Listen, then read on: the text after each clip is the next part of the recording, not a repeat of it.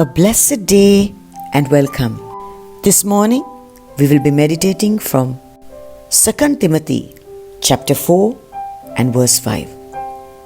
But as for you, use self-restraint in all things, endure hardship, do the work of an evangelist, fulfill your ministry.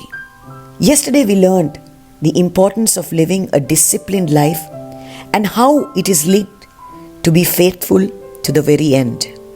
This morning, we will be meditating on the second key to remain strong, and that is enduring hardship, meaning to suffer physical pain, hardship, troubles, problems, difficulties, or distress. In secular Greek, kakopatio was frequently used to describe the hardships inherent in military service. In fact, Jesus in John chapter 16 verse 33 declared to his disciples that in this world they will face various tribulations. The word tribulation here means facing internal pressure that causes someone to feel confined and restricted without a way of escape. Timothy needed just that. How we in the ministry of the word need the injection today. What softies we sometimes are, afraid to come out clearly in our proclamation of the truth and our stand as to false doctrine, fearing the ostracism of our fellows. Many people want ministry free of difficulties. However, faithfulness to God's word and endurance of trials are the marks of an effective ministry. Today you and I have the choice of either enduring or compromising during difficult circumstances. At the 100th anniversary of the arrival of missionaries in Zaire, Christians gathered to celebrate from the part of Zaire that was once called Belgian Congo.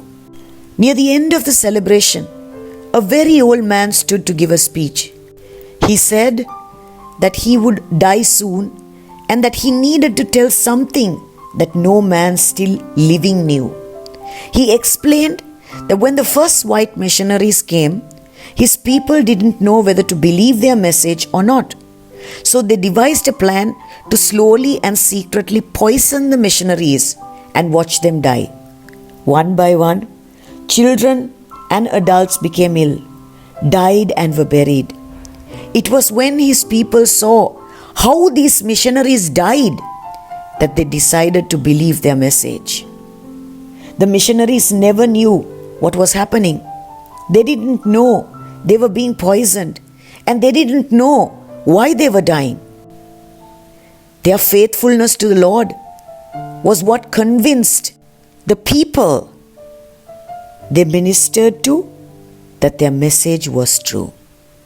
Like Timothy, we too need to be strong in the grace that is in Christ Jesus, so that we are prepared and willing to endure whatever rejection, hostility, or persecution that comes our way from following Christ until the end of our course. Let us pray.